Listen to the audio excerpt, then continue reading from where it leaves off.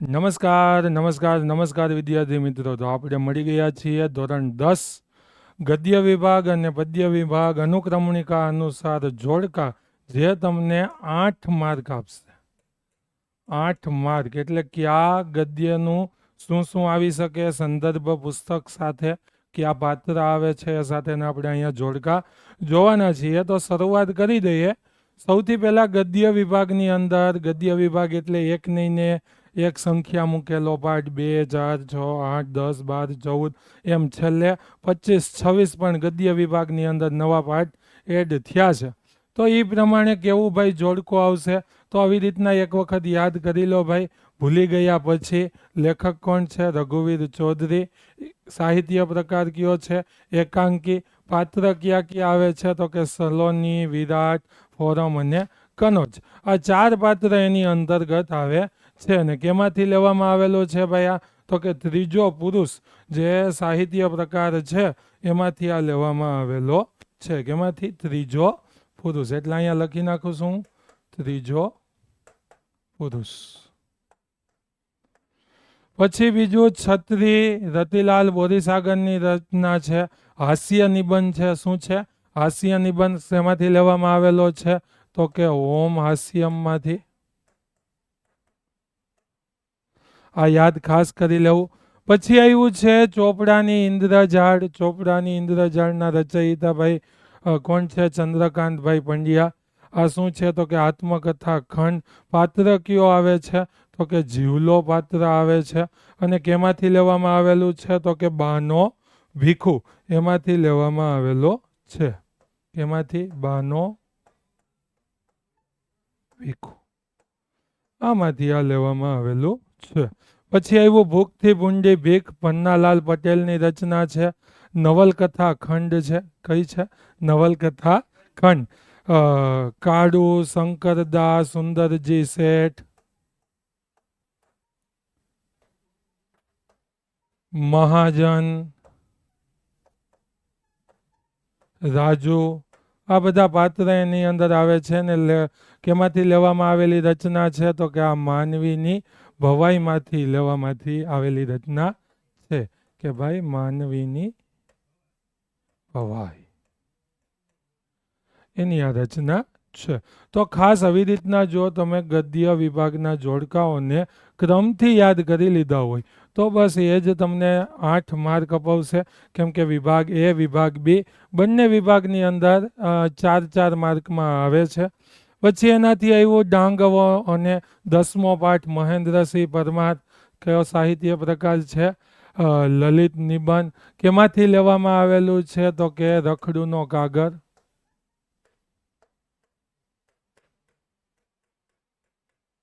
આવા સંદર્ભ પુસ્તક છે.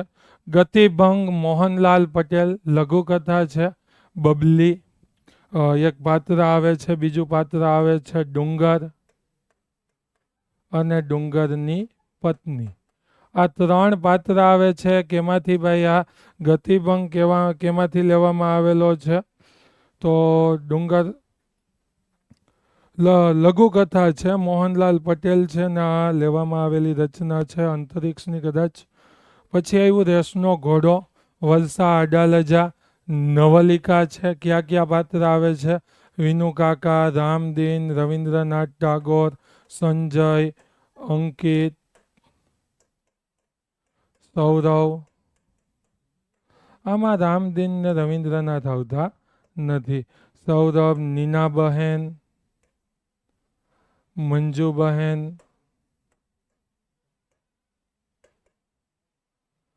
આ બધા પાત્ર આની અંતર્ગત આવે છે. ને આ કેમાંથી લેવામાં આવેલી છે ભાઈ?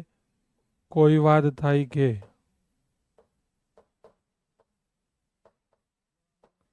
એમાંથી લેવામાં આવેલી રચના છે. પછી આવ્યું વતનથી વિદાય થતા. આ શું છે? તો કે સોનેટ છે. વતનથી વિદાય થતાના લેખક કોણ છે? તો કે ભાઈ જયંત પાઠક. જયંત પાઠકની આ રચના છે, સોનેટ છે. અને અંતરિક્ષમાંથી લેવામાં આવ્યું છે. કેમાંથી? અંતરિક્ષ. એનાથી આગળ આ એક પદ્ય વિભાગનું જોડકું આવી ગયું છે. કેનું છે ભાઈ? પદ્ય વિભાગનું. એનાથી આગળ વાત કરીએ તો વિરલ વિભૂતિ, આત્મા અર્પિત, અપૂર્વજી, ચરિત્ર નિબંધ કોણ કોણ આવે છે? સૌભાગ્યભાઈ, ધારસીભાઈ, રવજીભાઈ, ગાંધીજી, શ્રીમદ રાજચંદ્ર,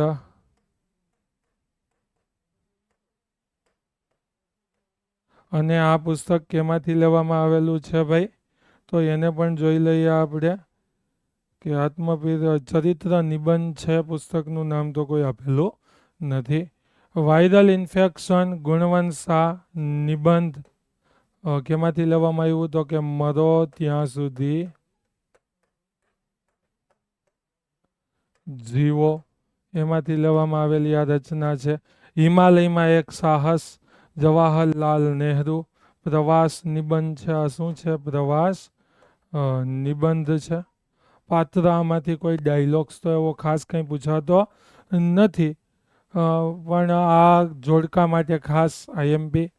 એનાથી આગળ વાત કરીએ તો જન્મોત્સવ, સુરેશ જોશીની રચના, નવલિકા, વિશાખા, મધુસૂદન, માણકી, પછી અસિત, વેલજી ડોસો, બરાબર છે. એ બધા પાત્ર એની અંતર્ગત આવે છે. ઘોડીની સ્વામી ભક્તિ, જોરાવરસિંહ જાદવ, લોકકથા છે. ને આની અંદર આંબા પટેલ,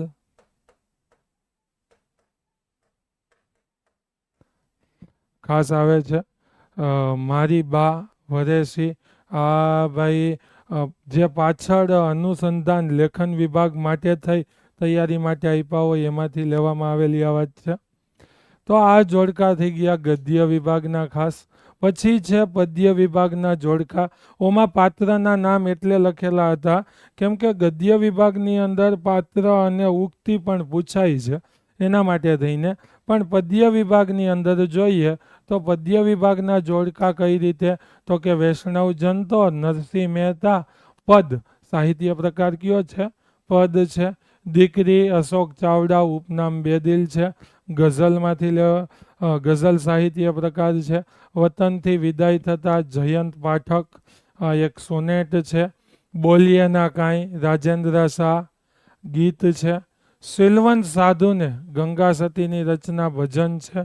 હું એવો ગુજરાતી, વિનોદભાઈ જોશી, ગીત છે. તો આ રીતે તમે જો અનુક્રમણિકા યાદ કરી લીધી હશે તો ભાઈ તમને 8 માર્ક મળવાના છે જ. માધવને દીઠો છે ક્યાંય, હરીન્દ્ર દવે, ઉર્મી ગીત છે. શિકારીને કલાપી, ઉર્મી કાવ્ય છે. એક બપોરે, રાવજી પટેલ, એ પણ ઉર્મી કાવ્ય છે. દિવસો જુદાઈના જાય છે, ગની દહીંવાલા, ગઝલ છે. ચાંદલિયો, ઝવેરચંદ મેઘાણી, લોકગીત છે એટલે આ ઝવેરચંદ મેઘાણીની કેનું સંકલન કહી શકાય. પછી બીજી વસ્તુ ખાસ કે અહીંયા શિકારીને છે એ સોનેટ પણ છે ભાઈ. શું છે? આ સોનેટની પણ રચના છે. એનાથી આગળ જોઈએ તો હજી અહીંયા આપણે એક વસ્તુ સાથે સાથે લખવી જોઈતી હતી એ હું તમને લખાવી દઉં કે ભાઈ આ જે કર્તા અને કૃતિ વૈષ્ણવ જનતો છે એ નરસિંહ મહેતાના શ્રેષ્ઠ પદોમાંથી છે. દીકરી છે એ પગરવ તળાવમાં એમાંની રચના છે, ત્યાંથી લેવામાં આવેલી વાત છે. પછી વાત આવી વતનથી વિદાય થતા, એ તો આપણે જોયું અંતરિક્ષમાંથી છે. પછી બોલીએ ના કંઈ, જે પાઠ છે એ શ્રુતિમાંથી લેવામાં આવેલો છે. પછી આવ્યો શીલવંત સાધુને ગંગા સતીની ભજન ગંગામાંથી છે. હું એવો ગુજરાતી, વિનોદ જોશીની રચના છે, એનું કોઈ સંદર્ભ પુસ્તકનું કંઈ નામ આપેલું નથી. એનાથી આગળ જોઈએ માધવને દીઠો છે ક્યાંય, આ વરસાદની મોસમમાંથી છે. પછી શિકારીને આ કલાપીના કેકારવમાંથી છે. એક બપોરે, રાવજી પટેલની રચના છે અને એ અંગતમાંથી લેવામાં આવ્યું છે. દિવસો જુદાઈના જાય છે, ગની દહીંવાલાની રચના છે અને તે એની ગઝલ સંગ્રહમાંથી લેવામાં આવેલો છે. ગની દહીંવાલાની ગઝલોમાં ચાંદલિયો એ લોકગીત છે અને એ રઢિયાળી રાતમાંથી લેવામાં આવેલું છે. તો ખાસ એટલા જે જોડકા છે એને તમે યાદ કરી લેશો. અનુક્રમણિકા આમાં આપેલા જ હશે. એની સાથે સાથે તમારે જ્યાં પાઠ પૂરો થતો હશે ત્યાં એનું સંદર્ભ પુસ્તક પણ આપેલું હશે, તો ત્યાંથી આ તૈયાર કરી લેવા જોઈએ. 8 માર્ક સીધા મળી જાય છે. બીજું ખાસ કયા પાઠમાં કયા કયા પાત્ર આવે છે એ પણ ગદ્ય વિભાગ માટે વાંચવું જોઈએ. તો આ સાથે આ લેક્ચરમાં એટલું જ. ફરી પાછા મળીએ આપણે ગુજરાતીના કોઈ લેક્ચરમાં. ત્યાં સુધી વંદે માતરમ. ભારત માતા કી જય. જય ગરવી ગુજરાત. જય ગુજરાતી.